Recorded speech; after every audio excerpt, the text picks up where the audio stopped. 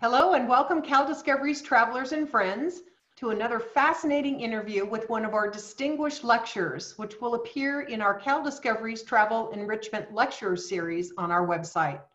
I'm Nancy McNeil, Assistant Director of Cal Discovery's Travel.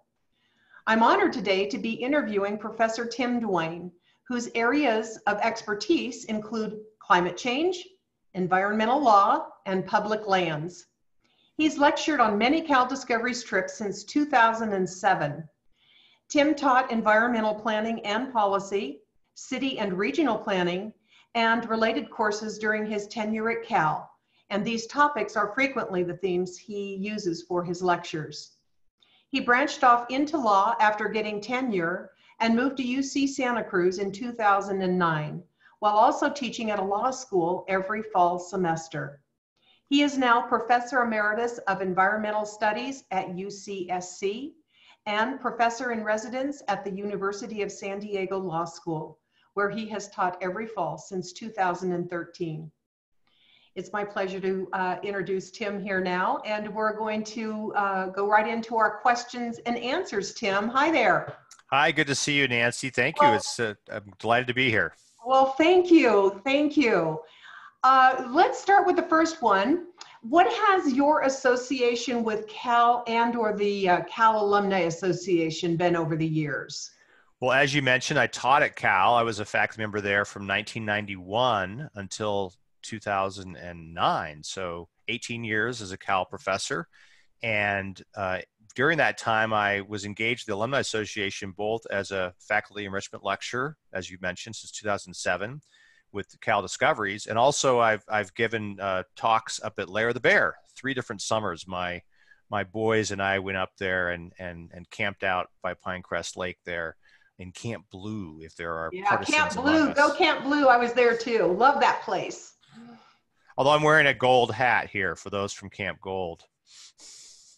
Very diplomatic, Tim, as you would be. All right. Well, then, what is since you've lectured for us quite a few times, what's your philosophy about the role of an an enrichment lecturer? I think that the main role, and it's one I aspire to, hopefully successfully, is to help the travelers see the landscape and the culture and the place that we're traveling in with different eyes, some kind of different filter. So when I give lectures, they're almost always tied to something we are about to experience, so that they might look out the window on the bus or when we go into a city, might be asking different questions about the place, how the people came to settle there, what the particular cultural practices may be, what the environmental forces are that are affecting their lives today and in the future. So I always try to kind of end up with more questions than answers. I'm not trying to just impart knowledge. You can Google something or read a book or whatever, but I'm trying to really provoke thinking and then dialogue. That's the second thing that happens, is that while the lecturing is sort of the start of that conversation, I always expect it to continue on the bus or on the boat or walking through a city or whatever context we might kind of explore those questions more deeply.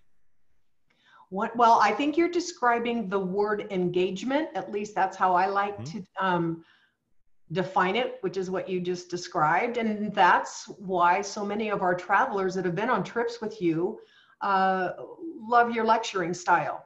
You engage them. That's nice. I really love that process, because people travel with different objectives. Some really want to just learn all they can like sponges. Others want to take a break from whatever their lives were before they jumped on the plane, and they want an experience, but they're not really necessarily engaged in the academic side of it. So I provoke this thinking for the group, but then we can engage individually at different levels. I had one trip where a traveler was so engaged that he wrote to me ahead of time and got additional readings, and then would try to sit next to me on the bus all the time. We had to kind of break up the party because he was a little over-engaged for the rest of the travelers. They didn't want to constantly be hearing him ask me questions and have that conversation. So, you know, we cycle through the bus and sit with different people and have different levels of engagement. Great. Love it, Tim. Well, you spoke about a trip, but what was one of your favorite trips and why? You may I have. just hate this question. It's like, which of my children do I love the most? I can't answer it. So I'll narrow it down to three Okay, because I think that the three illustrate different types of things you experience on a Cal Discoveries trip. great. One of them was my trip to Antarctica. I can say it. Antarctica, simply because it's so grand, the scale of it, the epic nature of the journey to get there across Drake's Passage. And, you know, seeing the wildlife and seeing this landscape that's just so dramatic was really a powerful thing. And that was something I really will never forget. And I want to get back there because it's so different than anything else I've experienced. Another that was more focused on people was a trip to Morocco that just did about a year and a half ago. And it was so fascinating. And, you know, the lectures, I can talk about kind of why the lecturing enhanced my focus on the people and our engagement with the way of life people are experiencing there. But Morocco was just fascinating from a people standpoint. And I've been in contact with our local travel director there to arrange an independent trip back to just the village that he grew up in the area across the Atlas Mountains on the Sahara Desert. That's been deferred because of the current travel situation, but I'm still in touch with him. I just communicated with him in the last month.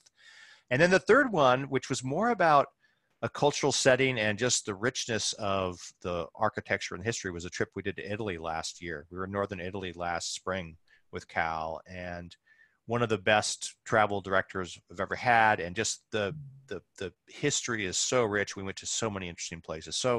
And I love good food. So that was a key part of the Italian adventure as well.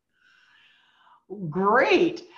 There's a couple things I wanted to just emphasize about what you just spoke of.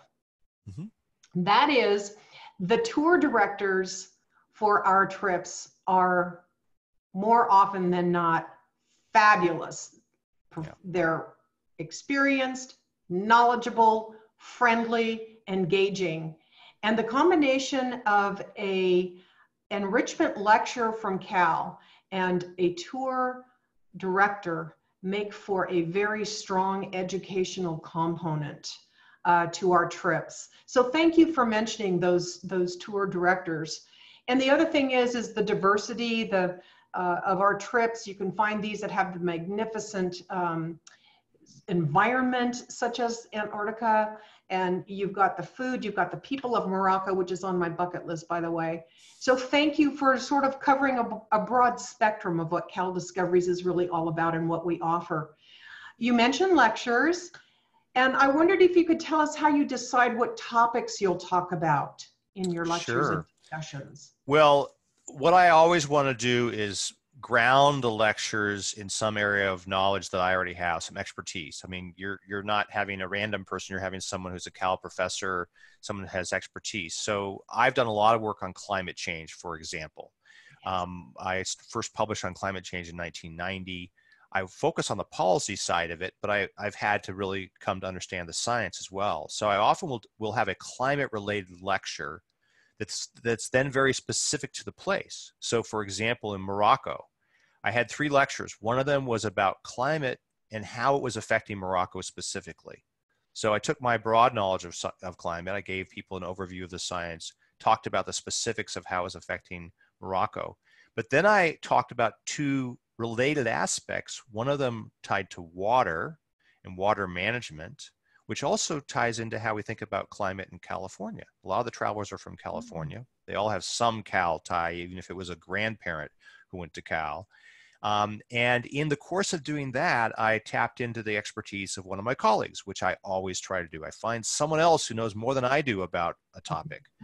And I tapped into someone who was a water expert, and I was able to do some work about the historic systems of water distribution in Morocco. And we ended up seeing these techniques when we were out in the desert. All right. So again, it set us up for experiencing something we saw with a much more deep knowledge of how it functioned and having seen slides in my PowerPoint talk. And then the third one was about energy and climate and the remarkable effort by the King of Morocco to electrify rural villages all over Morocco using solar photovoltaics. While we were there, which was December 20, was it 18, I guess, I think. the world's largest solar generating facility was also coming online in Morocco. And we saw it from a distance. We didn't go and tour it. So a series of lectures like that draws upon my knowledge, use the colleagues' expertise and knowledge, but always tries to relate it to the place we're going to be in a more specific way, rather than just being a generic talk about climate or talk about water or talk about energy. Well, thank you for giving us sort of your own personal review on how you decide what lectures you're going to do. I think, you know, our travelers that have been with us on more than one trip can appreciate all that goes into the lectures and the topics and everything that you do to prepare for this. This is not something that you just pull out one of your lectures from a class that you've taught and that's what your material is.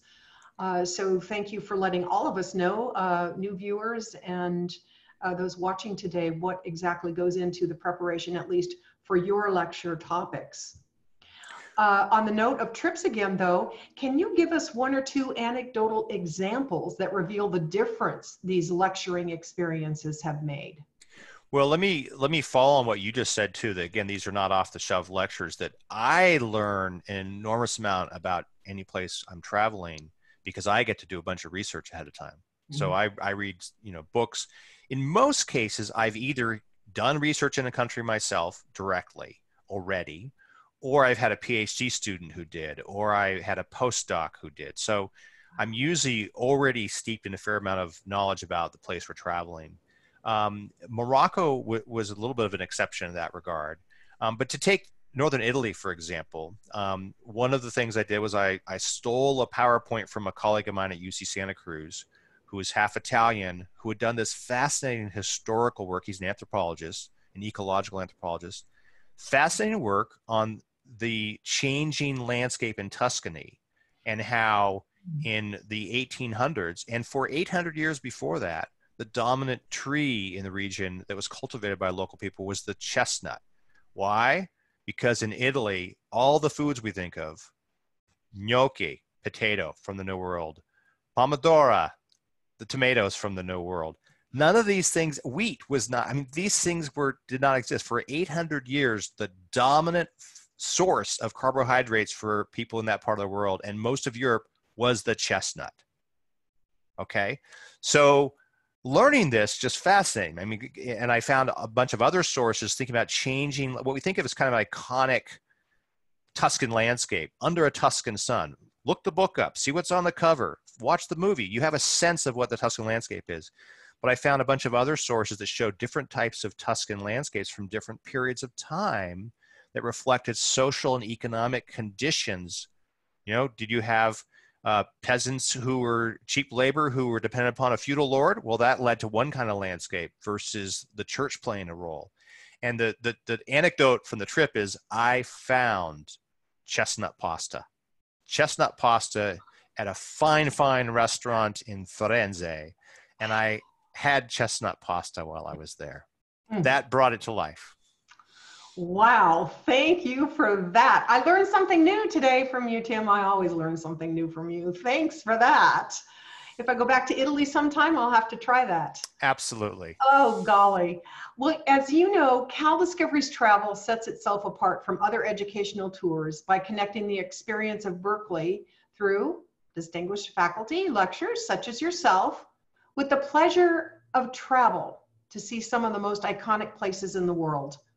Where are you looking forward to going to the most as an enrichment lecture for Cal Discoveries Travel, and why?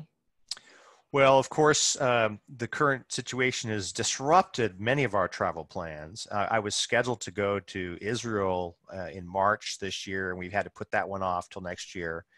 But I also was scheduled to go to Cuba a couple years ago, and for a variety of reasons, we weren't able to do that trip. And I'm now scheduled to do that late next year. And Cuba, I think, is the one I'm most looking forward to because it's kind of been on the list for a long time. The same thing happened with Antarctica. I originally was going to go, and we couldn't do it, and finally got there a few years later. So there's some pent-up demand to go to Cuba. I'm really intrigued with a number of aspects of Cuba and how again, going back to the model I described, one of my former Berkeley colleagues, Cal colleague, has written a great deal about agroecology in Cuba. Cuba has had to make do without access to a lot of global inputs and markets. And so there's some fascinating things about the way Cuba has managed its both agriculture, but also its ecological systems. And then I just love the music since seeing the Buena Vista Social Club. So that, and the fact that my best friend in high school had a 1955 Chevy. So I'm kind of just primed for Cuba right now between those three different sources. So I'm guessing that you have not traveled to Cuba before. I've not. No, okay. So lots of interesting topics there. Well, I didn't mention that the photo behind me is in Israel. Mm-hmm. Do you happen to know where, our marketing department picks these? I don't know. Are we? Well, I'm pretty sure that's the Western Wall and the Golden Dome in Jerusalem. There's the plaza behind down below in your some shoulder people, there. Yeah. That's what I would have guessed. Well, that is really something for us, our travelers, to look forward to. I want to thank you, Tim, for being with us today and for letting us get to know you on a more personal level. It's always fun for me to be with you. We hope that this interview has brought you, the traveler, into the exciting educational world of Cal Discoveries travel.